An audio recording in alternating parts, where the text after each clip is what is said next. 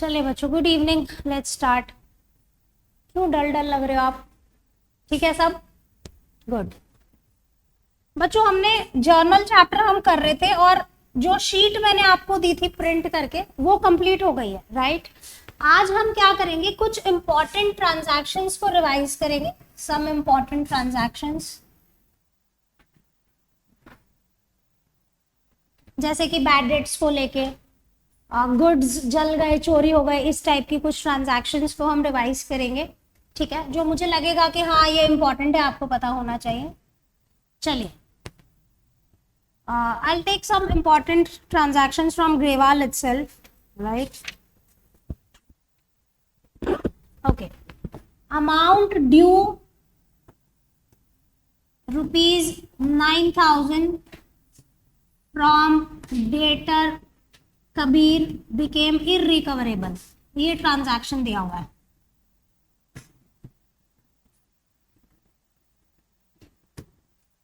आपका एक डेटर था मिस्टर कबीर, जिससे आपको 9,000 रुपए लेने थे। अब ये पैसे नहीं आएंगे, इररिकवरेबल। क्या एंट्री बनेगी?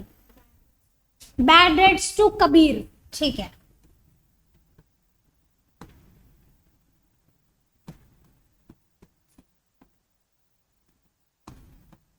Bad debts to Kabir 9,000। Fine, आगे चलते हैं।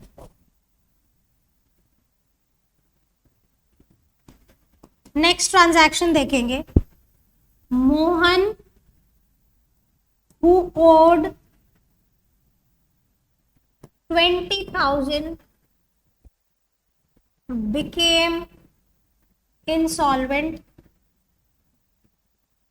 and 50 पैसे in a rupee, 50 पैसे in a rupee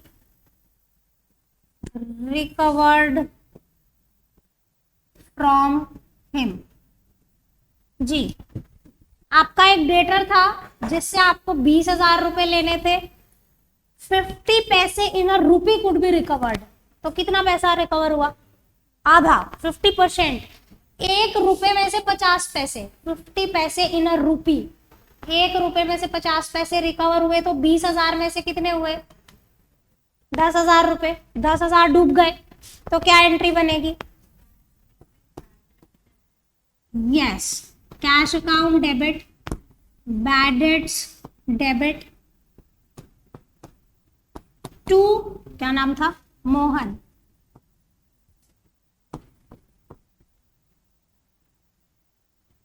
दस हजार, 20,000। चलिए आगे देखते हैं, इससे ही जुड़ा हुआ एक ट्रांजैक्शन और देखते हैं। Mohan paid half the amount which was written off as bad earlier। आपने जो पहले बैड डेट्स राइट ऑफ किए थे उसमें से आधे पैसे मोहन आके आपको दे गया। पहले डूब गए थे, हमने मान लिया था कि डूब गए, हमने बैड डेट्स लिख दिए थे बुक्स में। अब मोहन ने आधे पैसे आपको लौटा दिए, सो क्या एंट्री बनेगी? Cash to bad debts recovered. Mohan क्यों नहीं लिखोगे? क्योंकि उसका अकाउंट हम बुक्स में से बंद कर चुके हैं। करेक्ट। सो जब भी आपको डूबा हुआ पैसा रिकवर हो जाता है, टेक्निकली उसे बैड डेट रिकवर्ड का नाम दिया गया है। एंट्री होगी cash to bad debt recovered. यहाँ पे गलती से भी मोहन का नाम मत लिख देना, क्योंकि मोहन का अकाउंट आप ऑलरेडी बुक्स में क्लोज कर चुके हैं। सिंपल है, कोई दिक्कत? सॉरी। और किसी को कुछ पूछना है तो अभी पूछ लो बच्चे, या तो फिर मैं आगे चलती हूँ। थोड़ा स्क्रॉल करें, ऊपर का नोट हो गया होगा, राइट? ओके, ये 3 ट्रांजैक्शन बैड डेट से जुड़े थे, इससे ज्यादा कुछ नहीं आएगा बैड डेट्स में। ठीक है, बैड डेट्स एक तो डायरेक्ट अमाउंट गिवन थी, एक ऐसा आधे पैसे आ गए टाइप्स था, ऐसा भी दिया हो सकता था 50% कुड बी रिकवर्ड, तो वो भी एक ही बात है, राइट? यहाँ पे बैड डेट्स रिकवर्ड हो गए। अब आगे हम गुड्स के ट्रांजैक्शन देखेंगे। उसकी एंट्री हम देखते हैं कैसे होगी। Goods of 10,000 were burned to ashes.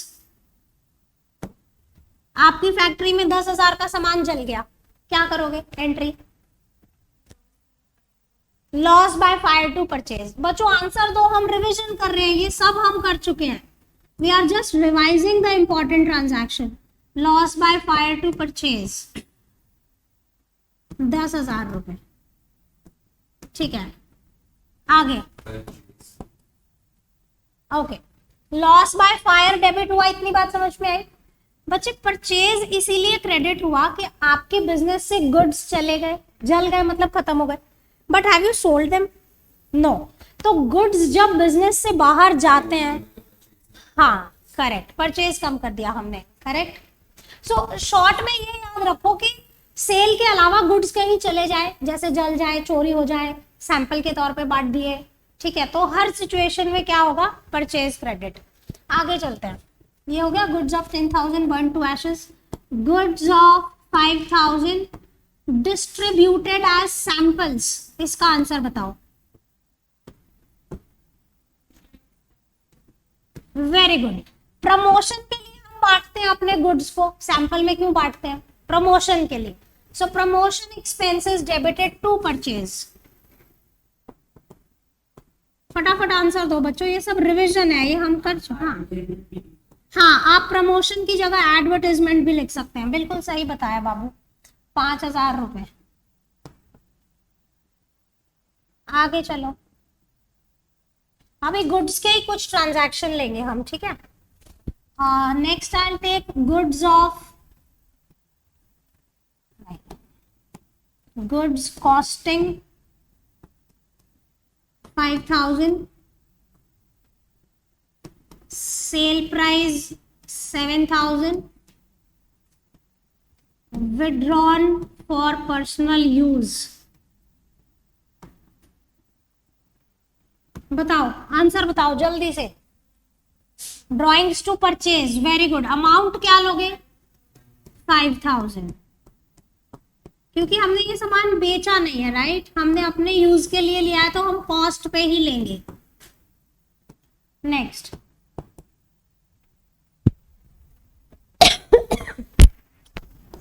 Goods of 6,000 stolen. बताओ, loss by theft to purchase, good. So loss by theft to purchase करेंगे, चोरी हो गया ना सामान, सो हम लिखेंगे लॉस बाय थेफ्ट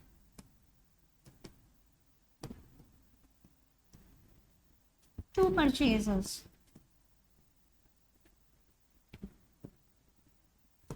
आगे next, goods of 10,000 destroyed in transit. कहीं से हमारा सामान आ रहा था, बाहर से रास्ते में खराब हो गया, तो क्या करोगे? लॉस इन ट्रांजिट बोलेंगे। हाँ, loss in transit to purchase.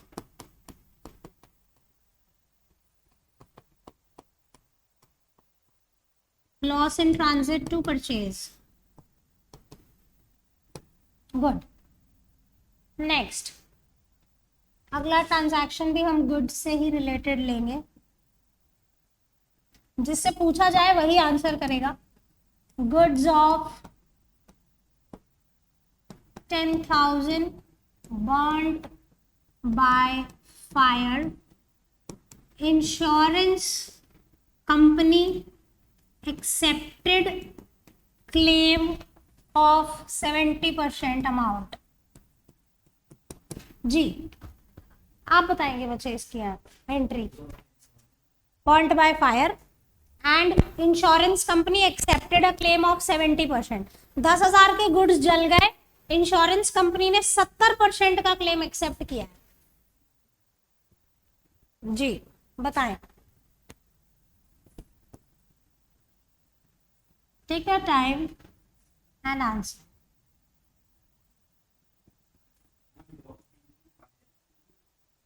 Loss by fire कितना? ओके,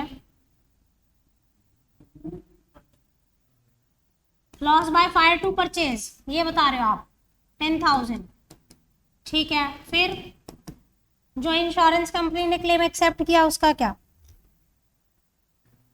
7,000, करेक्ट, बिल्कुल सही बताया। तो 7,000 का अगर इंश्योरेंस कंपनी ने क्लेम एक्सेप्ट कर लिया तो लॉस कम हो गया ना, तो एंट्री क्या हो जाएगी, इंश्योरेंस कंपनी या क्लेम आप डेबिट कर सकते हैं because it is asset receivable, insurance claim receivable to loss by fire. देखो आपने पहले 10,000 का लॉस डेबिट कर दिया, जिस दिन सामान जला आपने इमीडिएटली एंट्री कर दी loss by fire to purchase, बाद में कंपनी ने क्लेम एक्सेप्ट कर दिया तो आप उतना लॉस रिवर्स कर दीजिए। इंश्योरेंस क्लेम रिसीवेबल क्यों बोला है, क्योंकि अभी सिर्फ एक्सेप्ट हुआ है, रिसीव नहीं हुआ है, हमें समझ में आ रहा है। तो देखो या तो आप ये दो एंट्री कर सकते हो, हाँ हाँ करेक्ट, आप चाहें तो इसकी कंबाइन भी कर सकते हैं, और करके मैं इसका दूसरा आंसर लिख के दिखाती हूँ आपको। लॉस बाय फायर 3,000 हो जाएगा बच्चे, क्योंकि हमें 7,000 का तो क्लेम मिल गया, insurance claim 7,000 to purchases, so either go with this or this, या तो आप ये दो अलग अलग एंट्री करें तो भी ठीक है, अगर आप कंबाइन करना चाहते हैं तो भी ठीक है। चलिए इतना नोट करें।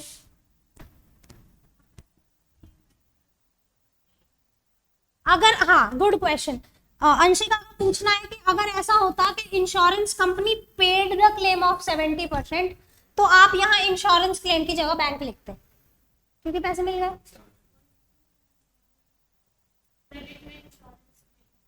देखो सुनो, आपको ये समझ में आया इतना। अब आप कह रहे हो कि जब इंश्योरेंस कंपनी पे कर देगी तो क्या एंट्री होगी, या तो यहीं पे दिया होता, अगर यहाँ पे दिया होता ना insurance company paid the claim, तो फिर आपकी एंट्री यहाँ पे इंश्योरेंस क्लेम की जगह बैंक हो जाती, ठीक है। अगर आप कह रहे हो कि बाद में पे हुआ कुछ दिन बाद, तो अब हम क्या करें, मान लो 5 दिन बाद पे हो गया, तब एंट्री बन जाएगी bank account debit to insurance claim, समझ में आया, 7,000, यानी ये वाला एसेट फिर रिवर्स हो जाएगा, जो आपने एसेट बना रखा था कि पैसे मिलने बाकी हैं अब वो मिल गए, बैंक बैलेंस बढ़ गया और वो रिवर्स, सेम डे मिल जाता तो loss by fire 3,000, bank account 7,000 to purchase. बच्चे देख इन तीनों का नेट ऑफ करके देखिए, तीनों का नेट कर वही आंसर आएगा जो तुम बोल रहे हो, समझ में आ रहा है। चलिए वैसे प्रैक्टिकली बताऊं तो यही ठीक है, क्यों ठीक है, क्योंकि आपका सामान पहले जल जाता है, फिर आप इंश्योरेंस कंपनी के पास जाते हो, क्लेम करते हो, इट्स अ लॉन्ग प्रोसेस। तो जिस दिन सामान जला आपने ये एंट्री कर दी, फिर जब कंपनी ने अप्रूव कर दिया तो आपने ये एंट्री कर दी, जब मिल गया तो ये एंट्री कर दी, समझ में आ रहा है, इतना नोट करें।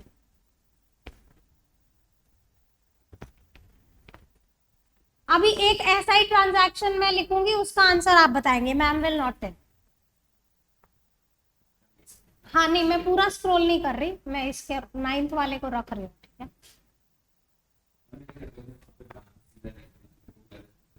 गलत नहीं होगा, अगर आपको यहाँ पे दिया होता insurance company paid a claim of 70 तो आप लिख सकते हो, अभी एक्सेप्टेड बोला है ना इसीलिए हमने इंश्योरेंस लिखा।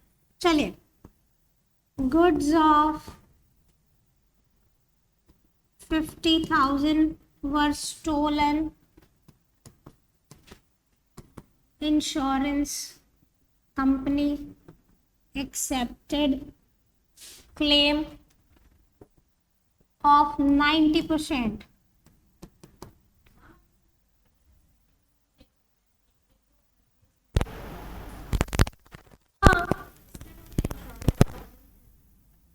बाबू ऐसा नहीं होगा, दिखा इन्होंने अलग अलग एंट्री कर रखी होंगी।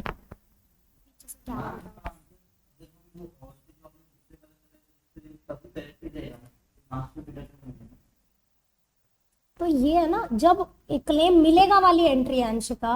हाँ तो फुल अमाउंट ऑफ क्लेम मतलब पूरा अमाउंट नहीं होता क्लेम डज नॉट, हमने तो यहाँ पे पूरा 70% लिया ना, हाँ। तो वही तो सेम ही था, बस यहाँ पे क्रेडिट का ही फर्क है, तो अमाउंट रिसीव जो लॉस में हो गया और टोटल फिर अच्छा इसमें सुनो, हाँ इसमें क्या बोला हुआ है, इंश्योरेंस कंपनी हमारा डेटर हो जाता है ना, तो यहाँ पे क्लेम की जगह इन्होंने इंश्योरेंस कंपनी लिखा हुआ था, इतना ही अंतर था।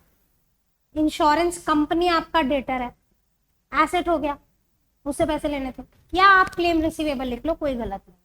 समझ में आ रहा है। इन्होंने पहले क्या किया होगा कि क्लेम को डेबिट कर दिया, ठीक है, हम क्लेम को डेबिट कर रहे हैं और ये कंपनी को डेबिट कर रहे हैं कि कंपनी से पैसे लेने हैं। हमने क्या किया, जो अमाउंट मिलनी थी उसको डेबिट किया। ये लोग क्या कर रहे हैं, जिससे लेने थे वो डेबिट कर रहे हैं, उतना ही फर्क है, ये गलत नहीं है, दिस इज एब्सोल्युटली फाइन।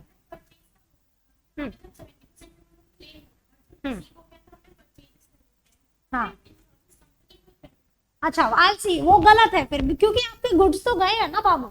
आप एक बात बताओ, आपका ये तो बात अग्री करते हो कि 10,000 का सामान जला है, तो अगर आप परचेज को क्रेडिट नहीं करते हो मिस गर्ग, तो आपका स्टॉक ही कम नहीं हो रहा in that case. Getting my point? So this is must. I see उन्होंने ऐसा क्या किया हो सकता है उन्होंने पहले कोई एंट्री परचेज की कर रखी हो वहां पे, सिर्फ इसलिए ऐसा सिर्फ क्लेम को लेके आपको समझा रखा हो, इसलिए आप कंफ्यूज हो रहे हैं। But purchase will any how be credited, आप उसको नहीं छोड़ सकते, अदरवाइज तो आपका स्टॉक कम ही नहीं होगा। जो आपका सामान जल गया या चोरी हो गया उस पे कहाँ इम्पैक्ट आया स्टॉक पे, राइट? अभी सी हो सकता है पहले कोई एंट्री हो इसलिए आप कंफ्यूज हो रहे हैं, आप शायद आधा सोल्यूशन देख रहे होगे, कोई बात नहीं। इसका बताओ, एक मिनट आराम से। लॉस बाय थेफ्ट 5, हाँ यही लिखना चाहिए, हाँ loss by theft insurance.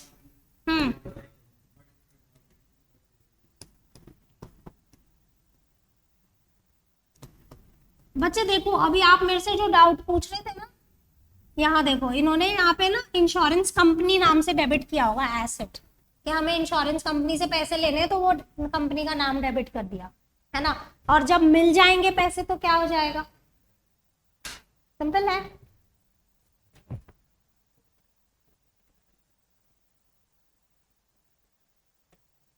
Why this is not working?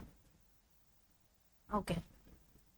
चलो आई होप आपको इतनी बात समझ में आ रही है, नोट करो फटाफट।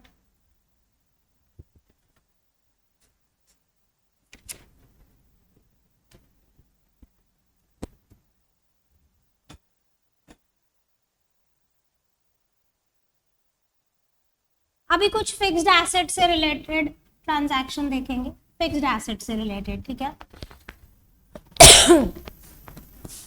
आज की क्लास अभी जो हम कर रहे हैं वो क्या फोकस है, रिवीजन ऑफ इंपॉर्टेंट ट्रांजैक्शंस, ठीक है। So bought a machine worth ₹1 lakh, paid installation 5,000, give journal entry. 1 lakh की मशीन खरीदी, उसको इंस्टॉल करने के 5,000 रुपए लगा दिए, correct. Machinery to cash amount होगी 1,05,000 रुपए, machinery account debit to cash 1,05,000। हमने क्यों 5,000 जोड़ दिया बच्चों, कारण बताओ। यस जब तक आपका एसेट पुट टू यूज नहीं हो जाता तब तक के सारे खर्चे उसकी कॉस्ट में ऐड कर दिए जाते हैं, ये सिखाया गया है, राइट। अगला और ट्रांजैक्शन देखो, bot a machine worth ₹50,000, paid carriage 500 and installation 1,500। अब बताओ 500 रुपए कैरेज दिया, 1,500 रुपए इंस्टॉलेशन दिया इस मशीन की। कैरेज मतलब मशीनरी टू कैश 52, बहुत सही बताया आपने। ऐसा क्यों किया, क्योंकि जब तक एसेट पुट टू यूज नहीं होता तब तक के सारे खर्चे उसकी कॉस्ट में ऐड कर दिए जाते हैं, अलग से एंट्री नहीं होती, कैरेज और इंस्टॉलेशन की एंट्री अलग नहीं होगी। चलिए इतना नोट करें फटाफट। Next, bought a second hand machinery for ₹40,000, paid 10,000 on overhauling,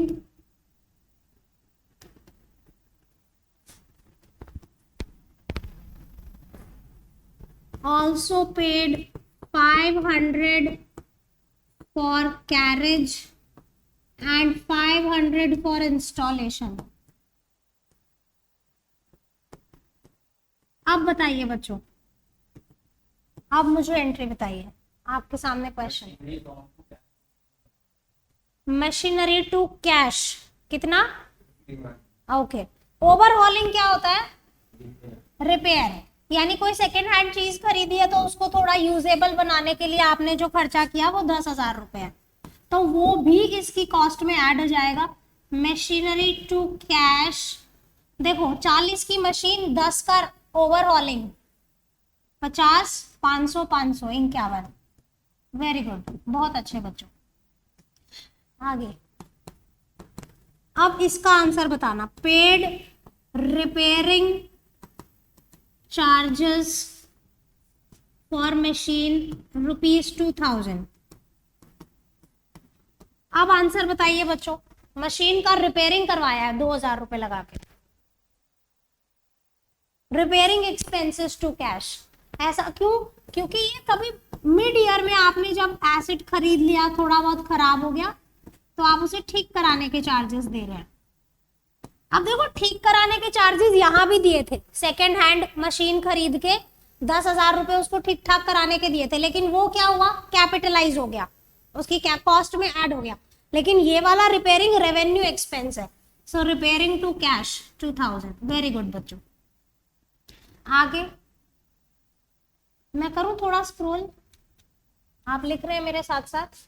next, okay, machine of 60,000 was burnt to ashes due to short circuit. Insurance company accepted a claim of 80%.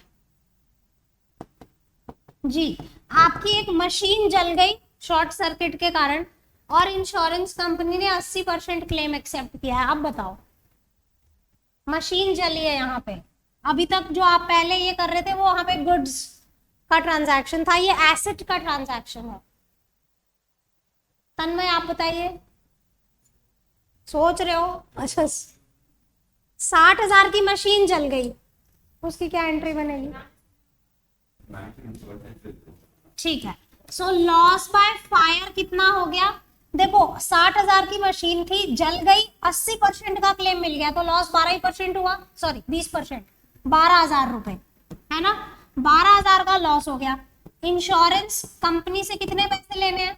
60, 48, और machine कितने की जल गई? 60। क्या आपको मेरी बात समझ में आई? Very good. इतना नोट करें, आगे चलते हैं, क्विकली नोट करें। अगर मैं ऐसे लिख के दूं, पेड ₹5,000 ऑन, नहीं sorry, as repairing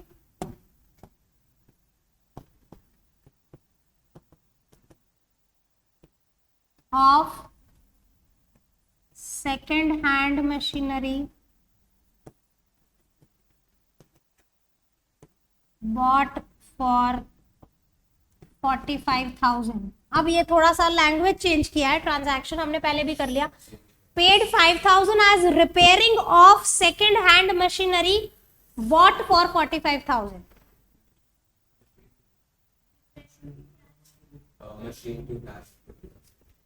machine to cash.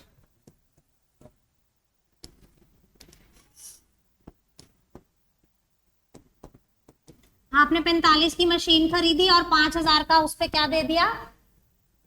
ठीक है, आपको इतनी बात समझ में आ गई बच्चों? इंपॉर्टेंट ट्रांजैक्शंस हमने बैड डेट के कवर कर लिए, गुड्स के कवर कर लिए, फिक्स्ड एसेट्स के कवर कर लिए। ठीक है जी। और कोई ऐसा जो आप चाहते हैं कि मैं कोई रिवाइज कराऊं तो बता दो। अच्छा, एक चीज मैं इंपॉर्टेंट रिवाइज कराना चाहूंगी, आप इसे अपनी बुक्स में बड़े बड़े अक्षरों में लिख लें।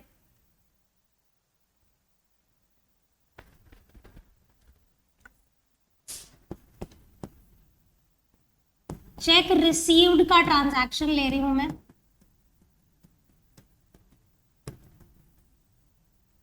ठीक है, यहां पे मैं डेट लिखती हूँ 5th of April, 5th April 23 पे सोल्ड गुड्स ऑफ 20,000 टू तन्मय। बताओ ये कैश ट्रांजैक्शन है या क्रेडिट? एंट्री बताओ। तन्मय को हमने 20,000 का सामान बेचा है। नहीं कुछ नहीं, बस इतना ही दिया है, गुड्स सोल्ड 20,000 टू तन्मय।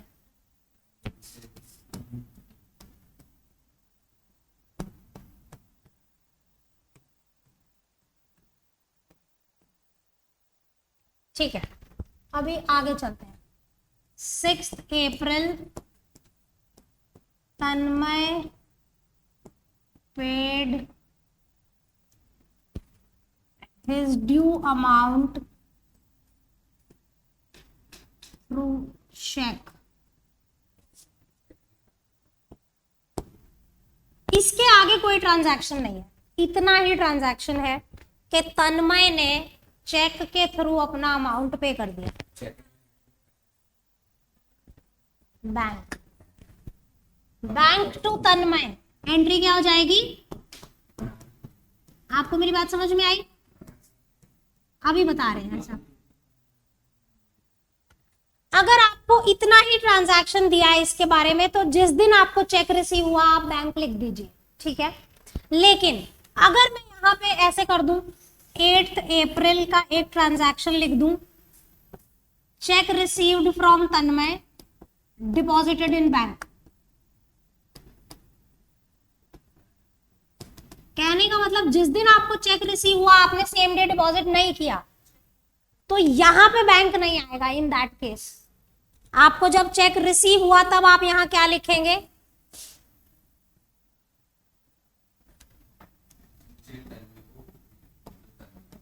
समझ में आया आपको? कहने का मतलब जब भी आपको किसी से चेक रिसीव होगा, यहां पे चेक इन हैंड लिखा जाए या बैंक लिखा जाए, वो कैसे डिसाइड करोगे? आप उस ट्रांजैक्शन के आगे के 2, 3, 4 जितने भी ट्रांजैक्शन दिया आप चेक कीजिए। अगर कोई डिपॉजिट की अलग से एंट्री दी है मे बी 2 दिन 3 दिन बाद, तो फिर आप यहाँ पे चेक इन हैंड लिखेंगे। अदरवाइज अज्यूम कर लीजिए कि हमने सेम डे डिपॉजिट कर दिया होगा बैंक में। सिंपल है। तो यहाँ चेक इन हैंड टू तन्मय हो गया। अब जब आप बैंक में डिपॉजिट करोगे तो क्या एंट्री होगी? Bank to cheque in hand.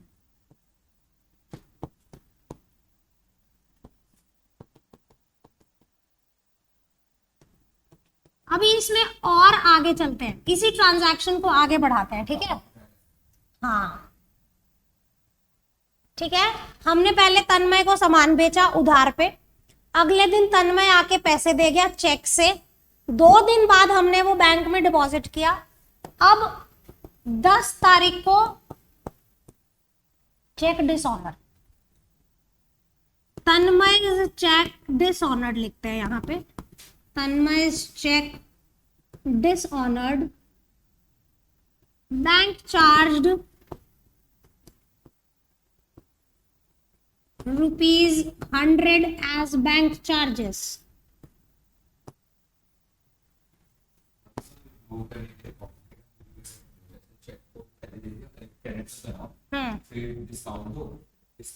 फिर डिस्काउंट रिवर्स हो जाएगा।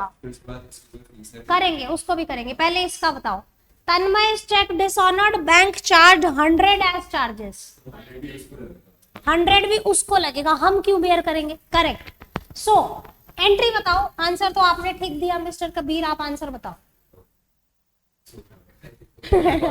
इसको कॉन्सेप्ट सारे पता है, जर्नल एंट्री में आंसर। हाँ नहीं, आई अग्री, आप थे नहीं क्लास में, कोई बात नहीं। बच्चे आप बताओ, इसका आंसर बताओ। तन्मय टू बैंक कितना, yes, Tanmay account debit to bank account 20,100।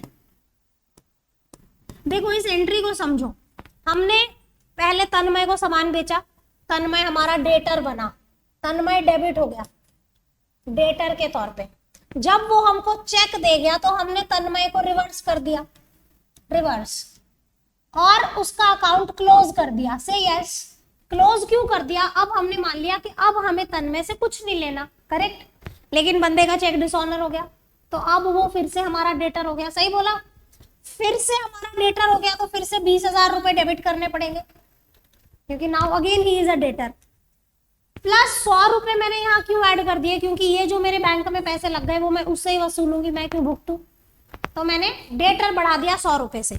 Bank क्यों क्रेडिट हुआ इसको समझो, आपने यहाँ पे 20,000 रुपए से बैंक बढ़ाया हुआ है, डेबिट किया हुआ है बैंक, क्या आपका बैंक बैलेंस बढ़ा, बाउंस हो गया चेक तो ये 20,000 रिवर्स करने पड़ेंगे और 100 रुपए जो बैंक से चार्जेस कट गए वो भी आपको समझ में आया। तन्मय टू बैंक, वेरी गुड। अच्छा अभी एक इसको और आगे बढ़ाते हैं इसी ट्रांजैक्शन को। 12th April, Tanmay paid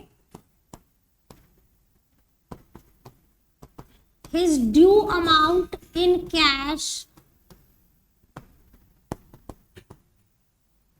along with interest of ₹50। मतलब उसका जो ड्यू अमाउंट था उसने वो भी दिया और 50 रुपए लेट पेमेंट के चार्जेस भी दिए इंटरेस्ट के तौर पे। अब एंट्री बताओ,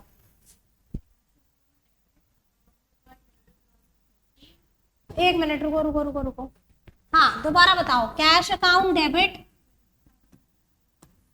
20,150 बाबू, उससे हमने 20,000 100 रुपए लेने थे, है ना।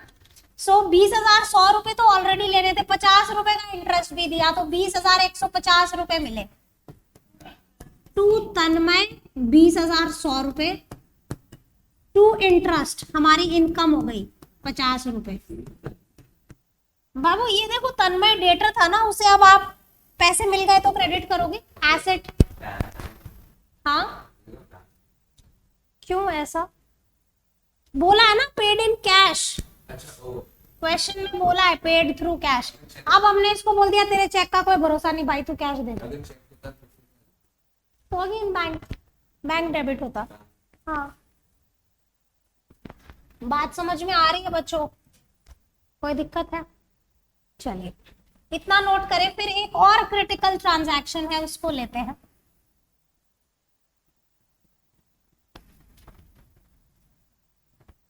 ध्यान से समझेंगे। अच्छा ठीक है, good, thanks for the information. Okay अभी मैं एक ट्रांजैक्शन लेती हूँ, सुनो। Okay, goods of ₹50,000 sold to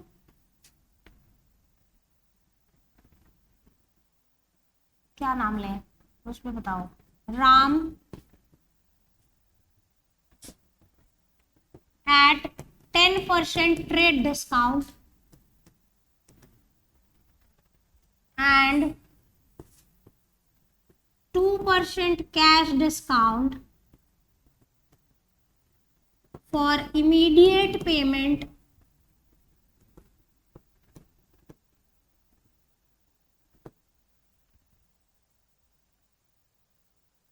नहीं, इमीडिएट नहीं कराते, थोड़े दिन बाद कराते हैं। 2% cash discount if amount is paid with in 10 days। ठीक है, डेट ले लो कोई भी, आज क्या डेट है, 6 जुलाई।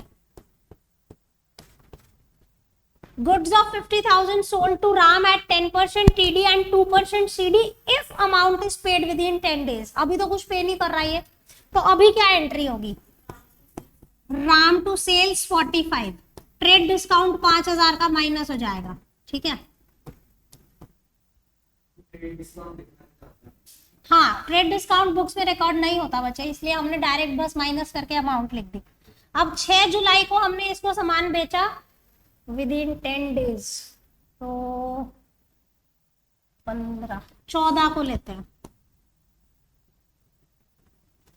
14th July 24 received check from Ram for due amount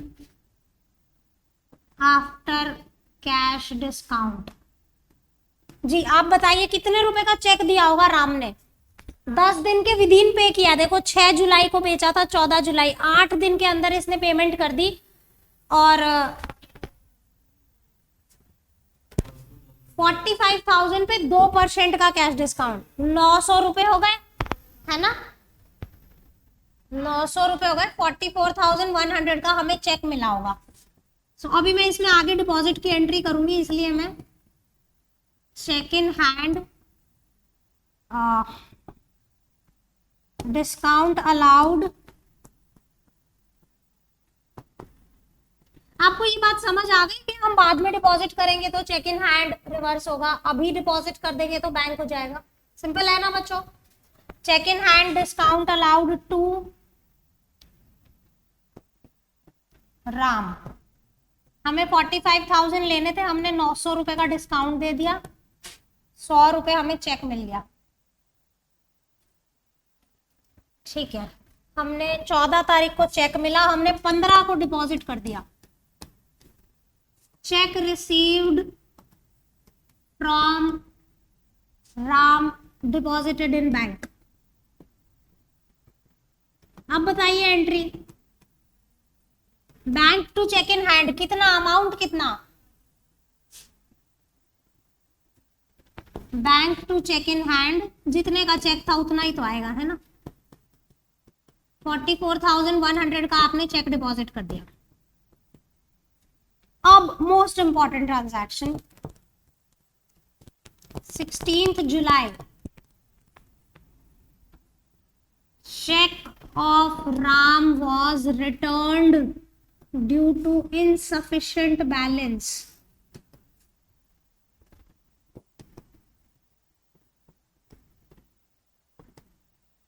Bank charged 50 as charges। बच्चों अब ये ट्रांजैक्शन आप बताओ, सोच समझ के आंसर देना, हड़बड़ी मत करना। चेक रिटर्न हो गया, 50 रुपए चार्ज लग गए।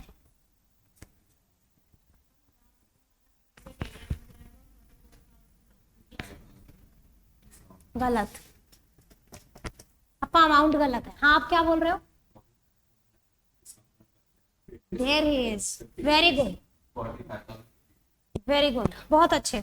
देखिए आपने इसको डिस्काउंट क्यों दिया था? टाइमली पेमेंट कर रहा था। क्या टाइमली पेमेंट हुई? तो क्या आप इसे डिस्काउंट दोगे? नहीं। सो अब ये मिस्टर राम फिर से हमारा डेटर बन जाएगा। 45,000 रुपीज ऑलरेडी लेने थे, 50 रुपए और जोड़ देंगे हम, तो 45,050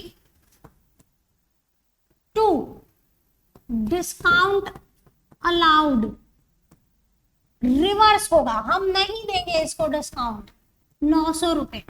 ठीक है जी। बैंक कितने से क्रेडिट होगा? आप देखो 44,100 से आपने पहले बढ़ा दिया था, वो बढ़ा नहीं, रिवर्स करो, यहां पे लिखते हो 44,100 प्लस 50 तो कितना हो गया? 441। क्या आपको मेरी बात समझ में आई बच्चों? डिस्काउंट यहाँ रिवर्स करना पड़ेगा। हम उसे डिस्काउंट दे ही इस कंडीशन पे रहे थे कि वो टाइमली पेमेंट कर रहा है, वो तो हुई नहीं, क्या करें फिर? ठीक है, चलिए इसे नोट करें and mark this as important. ठीक है, मार्क दिस एज इम्पोर्टेंट। इतना लिखे फिर हम। अब आई होप मैंने सारे इंपॉर्टेंट और टफ ट्रांजैक्शंस को कवर कर दिया है। ठीक है जी बच्चों, अब मैं आपको एडजस्टमेंट एंट्रीज सिखाऊंगी कि एडजस्टमेंट एंट्रीज होती क्या है। आप इतना नोट करें, आई विल वेट, ये इंपॉर्टेंट मार्क करके नोट करें फटाफट। चलिए जी, hoping that you have noted this, okay. So I scroll this. बच्चों अब मैं आपको बताती हूँ कि एडजस्टमेंट एंट्रीज क्या है। हमने पहले 3 लेक्चर क्या किया, एक शीट थी जिसमें सारी जर्नल एंट्रीज हमने सॉल्व कर ली। आज की क्लास हमने आधी रिवीजन पे निकाल दी। अब आई टीच यू कि एडजस्टमेंट एंट्रीज, किसी को आइडिया है, नाम से कुछ समझ में आ रहा है एडजस्टमेंट एंट्री होती क्या है? Yes, anyone? एडजस्टमेंट एंट्रीज नाम से कुछ समझ में आ रहा है तन्मय? नहीं पता, आप बताओगे? नहीं पता, ओके। देखिए एडजस्टमेंट एंट्रीज ना ईयर एंड पे की जाती है। कब? ईयर एंड पे। किन चीजों के लिए की जाती है? जैसे मान लीजिए आपने रेंट है, अब अगर आपका लैंडलॉर्ड आया, आपने उसको 15 महीने का रेंट दे दिया साथ में, के कभी कभी आता भाई तू ले जा 15 महीने का रेंट, ठीक है। 15 महीने का ना सही आपने, जैसे से फॉर एग्जाम्पल वो हर 3-4 महीने में एक बार आता है, राइट। तो जब वो फेब में आया तो आपने उसको फेब का रेंट दे दिया, मार्च का रेंट दे दिया, अप्रैल मई का भी रेंट दे दिया, से यस। अब आप मार्च में तो बुक्स क्लोज कर रहे हो, है ना। आप रेंट कहां तक का पे कर चुके? 2 महीने एक्स्ट्रा का पे कर दिया। कहने का मतलब ये जो ईयर था ये 12 महीने का था, से यस। लेकिन इस 12 महीने के पीरियड में रेंट कितना पे हो गया? 14 का पे हो गया, है ना। तो कहने का मतलब प्रीपेड एक्सपेंसेस को लेके हम एडजस्टमेंट एंट्री करते हैं, आउटस्टैंडिंग एक्सपेंसेस को लेके हम एडजस्टमेंट एंट्री करते हैं, प्री रिसीव्ड इनकम्स को लेके हम एडजस्टमेंट एंट्री करते हैं, अक्रूड इनकम्स को लेके हम एडजस्टमेंट एंट्रीज करते हैं, राइट। अक्रूवल कॉन्सेप्ट कहता है कि अगर किसी कोई भी ट्रांजैक्शन इस ईयर से जुड़ा है, आपने चाहे पे किया या नहीं आपको लिखना पड़ेगा। अगर कोई भी इनकम इस ईयर की है, आपको चाहे मिली या नहीं आपको लिखनी पड़ेगी। ये सब अक्रूवल में पढ़ाया था मैंने। तो adjustment entries basically year and पे की जाती हैं, ठीक है। तो मैं कुछ एग्जाम्पल्स ले लेती हूँ उसके। I will take from your Grewal ताकि आपको बेटर क्लैरिटी आए। आपका क्वेश्चन नंबर मैं आपको बता देती हूँ ग्रेवाल्स का, हालांकि I will write question, those who don't have Grewal don't worry. Question 10 है पेज 8.52 पे। आपको ये समझ आया एडजस्टमेंट एंट्रीज क्यों की जाती हैं, कब की जाती हैं? साल जब खत्म हो जाता है तो इन चीजों को एडजस्ट करने के लिए हम क्या करते हैं? एडजस्टमेंट एंट्रीज पास करते हैं। Accrued incomes, pre received incomes and accrued incomes, ठीक है। चलिए पहला एग्जाम्पल हम लेते हैं। First example, interest due but not received. Interest due but not received ₹10,000 जी। अब देखिए आपको बोला है कि इंटरेस्ट ड्यू तो था लेकिन अभी मिला नहीं आपको। इस साल का इंटरेस्ट इनकम थी, मिली नहीं। अक्रूवल कहता है चाहे मिले चाहे मत मिले आपको लिखना तो पड़ेगा। रेवेन्यू रिकॉग्निशन भी यही समझाता है आपको। चलिए अगर मिल जाता तो एंट्री हो जाती कैश टू इंटरेस्ट, लेकिन मिलना बाकी है ना। तो अक्रूड इंटरेस्ट आपका एसेट हो गया, मिलना बाकी है, अक्रूड इनकम है। देखो इसको हिंदी में लिखते हैं, प्रीपेड एक्सपेंसेस क्या होते हैं? एडवांस में पे किए हुए खर्चे, ठीक। मेरी मात्राओं पे ना जाए, वो गलत हो सकता है। एडवांस में पे किए हुए खर्चे। आउटस्टैंडिंग क्या है? बाकी एक्सपेंसेस हैं जो अभी पे नहीं किए। प्री रिसीव्ड इनकम्स क्या है? एडवांस में मिली हुई इनकम। कितनी घटिया हिंदी की राइटिंग है मेरी। अक्रूड इनकम्स, जितनी इंग्लिश की अच्छी है ना उतनी हिंदी के बेकार। अक्रूड इनकम्स क्या है? जो अभी मिलनी बाकी है ना, मिलनी बाकी है वो इनकम। तो अब यहाँ पे बोला है interest due but not received, मिलना बाकी है, तो एसेट हो गया। Accrued interest to interest. हमारे अकाउंटिंग के प्रिंसिपल कहते हैं कि अगर इस 12 महीने से रिलेटेड इनकम है तो चाहे मिली या नहीं मिली बुक्स में क्रेडिट तो करनी पड़ेगी, है ना। तो मैंने कर दी। आगे फर्स्ट हो गया, नेक्स्ट लिखो। इसका नरेशन क्या बनेगा? Being interest due but not received, salaries yet to be paid 10,000, या तो सैलरी ड्यू भी हो सकता है, ऐसे भी लिख सकते हैं, salary yet to be paid 5000। अब बताइए, करेक्ट, अगर आप सैलरी पे कर देते तो एंट्री होती सैलरी टू कैश, पे करनी बाकी है तो अक्रूवल कॉन्सेप्ट कहता है चाहे पे करनी बाकी भी है तो भी उस एक्सपेंस को डेबिट करो क्योंकि वो इस 12 महीने से जुड़ा है। सो सैलरी तो डेबिट होगी ही, चाहे पे हुई चाहे नहीं, क्रेडिट हो जाएगा आउटस्टैंडिंग सैलरी। अगर आप पे कर देते बच्चों तो कैश क्रेडिट हो जाता, एसेट कम हो जाता, लेकिन अभी पे करना बाकी है तो आप लायबिलिटी क्रिएट करेंगे। सिंपल था ना ये। नेक्स्ट ट्रांजैक्शन लेते हैं, ये दो में किसी को डाउट है? Okay, out of the rent paid 5000 is for next year. Out of the rent paid, बच्चों ये प्रीपेड एक्सपेंस का है। Out of the rent paid 5000 is related to next year. देखो हमें ये नहीं बोला है कि हमने टोटल कितना रेंट पे किया, क्या हमें बताया हमें टोटल कितना रेंट पे किया? हमें जरूरत भी नहीं है उसकी, कितना भी पे किया हो उसमें से 5000 रुपए ज्यादा पे हो रखे हैं। इतनी बात समझ में आ गई? वो अगली साल के लिए पे हो रखे हैं। मैं एक अजम्पशन लेती हूँ कि सपोज मैंने 55 पे किया है तो मैंने बुक्स में एंट्री कर रखी है रेंट टू कैश 55 से। यस, मैंने एक रैंडम सा अजम्पशन लिया है समझाने पर से। मैंने बुक्स में कितनी एंट्री कर दी है? इफ आई से कि मैंने जो टोटल रेंट पे किया वो 55 है, उसमें से 5000 का एडवांस है। ये 55 मैंने अज्यूम किया है टू एक्सप्लेन दिस। तो मैंने बुक्स में क्या एंट्री कर रखी है? Rent to cash 55। अब आपको बोला है इस 55 में से 5000 आपके अगले साल का है, इस साल का था ही नहीं, तो क्या करना पड़ेगा? प्रीपेड रेंट आपका एसेट है वो डेबिट हो जाएगा। प्रीपेड रेंट क्योंकि ये अगले साल का था, एडवांस पे हो गया तो एसेट है, और हम उस रेंट को रिवर्स कर देंगे 5000 से। हमें जरूरत नहीं है हालांकि टोटल फिगर की, टू एक्सप्लेन दिस मैंने ये एग्जांपल लिया। जितना भी रेंट पे हुआ है उसमें से 5000 को रिवर्स कर दीजिए। क्यों? क्योंकि वो अगले साल का, इस साल का खर्चा है ही नहीं, तो आप डेबिट कर चुके हैं। अब आप उसे क्या करेंगे? क्रेडिट। क्या दोबारा समझाना? प्रीपेड रेंट टू रेंट,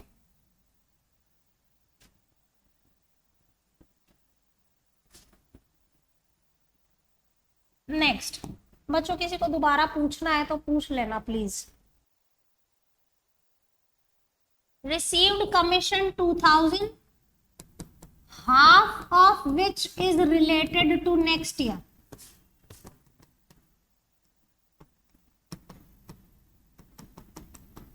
आपको अभी 2000 रुपए कमीशन मिला जिसमें 1000 रुपए इस साल का है और 1000 रुपए नेक्स्ट ईयर का है। बताइए, आप बताओ बच्चे। कमीशन मिला, पहले सिर्फ अगर 2000 का कमीशन मिला उसकी एंट्री बता। कमीशन इनकम है, क्रेडिट होगी, और पैसा आया तो डेबिट हो जाएगा। एंट्री क्या बनी? कैश टू कमीशन से यस 2000 है ना। अब इसमें से बोला है कि 1000 रुपए तो अगली साल का है, तो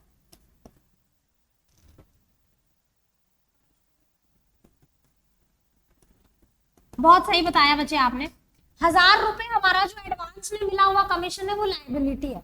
प्री रिसीव्ड इनकम हमारी लायबिलिटी होती है। सो ये जो कमीशन आपने क्रेडिट कर दिया है उसमें से 1000 का आप रिवर्स कर दीजिए क्योंकि वो अगले साल की इनकम है, इस साल की है ही नहीं। So to pre received commission your liability. बच्चों क्या आप इस एंट्री को कंबाइन कर सकते हो? इन दोनों को कंबाइन करके एक आंसर बता सकते हो, दो की बजाय।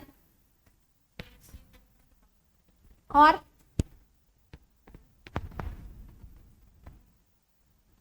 कैश हमें कितना मिला? 2000। उसमें इस साल की इनकम कमीशन कितनी है? 1000 रुपए। लायबिलिटी कितनी है?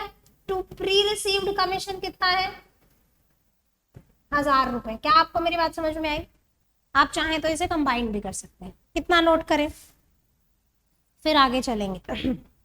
चलिए नेक्स्ट एडजस्टमेंट एंट्री देखते हैं। Provide 10% depreciation on machinery of 50,000।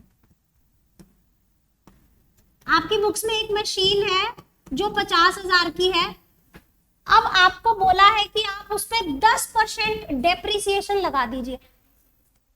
Depreciation to machinery 5,000। बहुत अच्छे। देखिए होता क्या है, ये जो डेप्रिसिएशन होता है, this is nothing but reduction in value of your fixed assets. Depreciation to machinery 5,000 रुपये हो जाएगा, 10% 50,000 का। तो जब भी साल खत्म हो जाता है, क्या आप मेरी इस बात से अग्री करते हैं कि डेप्रिसिएशन एक नॉन कैश एक्सपेंस है ना? हम कहीं पे कैश नहीं पे करते। सपोज मैंने ये पैनल खरीदा, अगर ये 1.5 लाख रुपए का है, ठीक है, एक बार इसमें पैसे लग गए 1.5 लाख रुपए, जब इसको खरीदा मैंने पे कर दिए, लेकिन जब साल खत्म हो जाएगा, डोंट यू थिंक इसकी वैल्यू कम हो जाएगी? यही तो, हमेशा तो 1.5 लाख का नहीं रहेगा। आज से 6 साल बाद इसको 1.5 लाख में बेच लोगे क्या? नहीं बेच सकते। सो इसकी वैल्यू कम हो गई। कैन आई से मैंने इसको यूज किया आप लोगों को पढ़ाने के लिए, तो 15,000 रुपए जितना ये यूज हो गया इस साल से। यस, अगर हम 10% से डेप्रिशिएट करते हैं तो ये 15,000 जो इसकी वैल्यू गिरी, इस साल का एक्सपेंस हो गया। से समझ में आ रहा है आपको? देखिए, जब भी आप कोई एसेट बाय करते हैं, आप इसे एसेट्स में लिखते हैं, एक्सपेंसेस में नहीं लिखते। यानी इस साल का खर्चा नहीं बोल सकते हम। क्या ऐसा बोल सकते हैं मैं हमने इस साल का खर्चा कर दिया 1.5 लाख रुपए? नहीं, नहीं बोल सकते, because I have invested the amount in asset. इस साल का खर्चा सिर्फ 15,000 रुपए। गेटिंग माई पॉइंट बच्चों? सो जो ये नॉन कैश एक्सपेंस है, हम पे तो कर नहीं रहे, बट हमें इस एडजस्टमेंट एंट्री के थ्रू हमारे बुक्स में पास करना है। Getting my point? और एग्जाम्पल लेते हैं डेप्रिसिएशन का। Furniture of 20,000 to be depreciated at the rate of 20%। अब एंट्री बताओ, बताओ बच्चों, एंट्री ऐसे ही बताओ, सेम देख के। क्या एंट्री बनेगी? 20,000 का फर्नीचर 20% से डेप्रिशिएट हो रहा है, 20%। बताओ, आप बताओ एंट्री। क्या सोच रहे हो इतना ज्यादा? बाबू सेम एंट्री करनी है, वहां मशीन की करी, यहाँ फर्नीचर की करनी है। फर्नीचर बस। हाँ बाबू, 20,000 का 20% कितना होता है? फिर ऐसे क्वेश्चन क्यों पूछ रहे हो? ये भी मैम सिखाएंगी अब। Being furniture depreciated. अच्छा, नेक्स्ट एडजस्टमेंट एंट्री देखो। ये जितनी भी एंट्रीज हम कर रहे हैं ना, ये ईयर एंड पे की जाती हैं, ठीक है? Okay, next, allow 10% interest on capital of ₹5 lakh. 5 lakh रुपए की कैपिटल है बिजनेस में, उस पे बोला है कि इंटरेस्ट दो 10% का। 5 लाख की कैपिटल पे 10% का इंटरेस्ट लगाना है। वेरी गुड, बहुत अच्छे। Interest on capital to capital. देखिए, ये जो इंटरेस्ट ऑन कैपिटल है बिजनेस के लिए एक्सपेंस है, इसीलिए एक्सपेंस बढ़ता है तो डेबिट हो जाता है। इंटरेस्ट ऑन कैपिटल 10% हो जाएगा, 50,000। और इसके कारण कैपिटल नाम की जो हमारी इंटरनल लायबिलिटी है वो इंक्रीज हो जाती है। देखो, I will explain this with a drawing, don't mind my drawing. ये हमारा बिजनेस है, ये ओनर है, इसने जो कैपिटल लगाई 5 लाख रुपए, वो बिजनेस के लिए क्या हो गई? लायबिलिटी। से यस। अब बिजनेस इसको इंटरेस्ट पे कर रहा है 10%। कितना? 50,000 रुपए। हाँ बोलो ना। तो 50,000 रुपए एक्सपेंस हो गया बिजनेस के लिए, वो डेबिट हो गया। और ये 50,000 रुपए हमें ओनर को देने हैं। पहले हमने इससे 5 लाख लिए थे, उसमें इंटरेस्ट भी जुड़ गया, तो अब टोटल कितने देने हैं? 5,50। समझ में आ रहा है? सो कैपिटल नाम की लायबिलिटी इंक्रीज हो गई 50,000 रुपए से। इतना लिखें, इतना नोट करें बच्चों। क्या आपको एडजस्टमेंट एंट्री समझ में आ रही हैं? Salaries include 8,000 paid for next year. अब बताओ, इसका आंसर खुद बताओ। ऐसा ही हमने ऊपर किया है, आप बताओ अब क्या करोगे? मैम नहीं बता रही, मैम वेट कर रही हैं, जल्दी कौन बताएगा। Salary include 8,000 paid for next year, बताइए।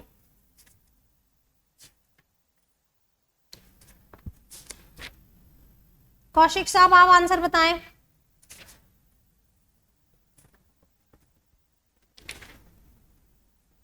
इतना मुश्किल तो नहीं है, अभी तो ऊपर किया, आपको बोला है कि जो सैलरीज आप पे कर चुके हैं, यानी आप सैलरी टू कैश की एंट्री कर चुके हैं, उसमें से आपने 8,000 रुपए ज्यादा पे कर रखी है, अगले साल की पे कर रखी है, ये पूछा है आपसे। इतनी सी तो बात है बाबू, दोबारा सोच, कौन बताएगा। गलत, उल्टा बोल दिया। हाँ, प्रीपेड सैलरी हमारा एसेट है, से यस, वो डेबिट हो जाएगा टू सैलरी। जो ज्यादा सैलरी आप डेबिट कर चुके हैं उसे रिवर्स करेंगे, क्योंकि वो अगले साल की पे हो गई है। आपने उल्टा आंसर बोल दिया मिस गर्ग, ठीक है जी। आगे, last transaction for the day. Adjustment entry साल के अंत में होती है और ऐसे होती है। एक और आप ले लो, interest is charged at the rate of 5% on drawings of rupees 60,000. Charge interest at the rate of 5% on drawings. 60,000 की ड्रॉइंग्स है, फॉर्म मतलब बिजनेस उस पे 5% का इंटरेस्ट ले रहा है। फिर से मैं ड्राइंग बनाती हूँ, देखिए ये बिजनेस है, ये ओनर है, ये जो पैसे निकालता है पर्सनल यूज के लिए वो ड्राइंग्स होती है, सही यस। अब ये इसको इंटरेस्ट देगा 5%, इसने 60,000 रुपए निकाले, 5% के हिसाब से कितने रुपए देगा, 3,000। पहले तो ये बताओ कि ये इनकम है या एक्सपेंस है बिजनेस के लिए। इनकम है, क्योंकि ओनर बिजनेस को देगा। सो क्रेडिट क्या हो जाएगा, इंटरेस्ट ऑन ड्राइंग्स। डेबिट क्या होगा, सिंपल, ड्राइंग्स से कैपिटल रिड्यूस हो जाती है ना, तो उस पर इंटरेस्ट लग जाएगा तो और कैपिटल रिड्यूस हो जाएगी। Quite simple right. सो 3,000 कर लो, मुझे कोई दिक्कत नहीं है। आप कह रहे हो कि मैम हम इंटरेस्ट ऑन ड्राइंग्स से क्या होगा, ड्राइंग्स बढ़ जाएंगी। आप ये कहना चाह रहे हो कि ड्राइंग्स डेबिट करो, ठीक है, आप ड्राइंग्स डेबिट कर लो। ड्राइंग्स का अल्टीमेट इंपैक्ट क्या होता है, कैपिटल कम हो जाती है, तो that's what I have done. Simple है। और कोई कुछ पूछना चाहता है। ये हो गई आपकी एडजस्टमेंट एंट्रीज। बच्चों अभी भी ओपनिंग एंट्रीज बाकी हैं, वो हम नेक्स्ट लेक्चर में कैरी ऑन करेंगे। यहां तक किसी को कोई डाउट है तो मुझे बताएं। आज की क्लास में हमने important transaction related to goods, insurance company, fixed assets, bad debts recovered, सारा कुछ कवर कर लिया। एडजस्टमेंट एंट्रीज कवर कर ली है। आई होप आपको सही से समझ में आई।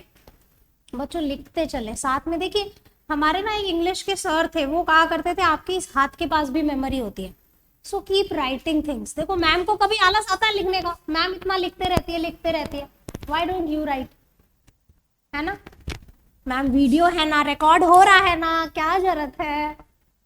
Okay, so that's all for the day बच्चों, thanks for joining, I hope you guys enjoyed, bye bye, take care।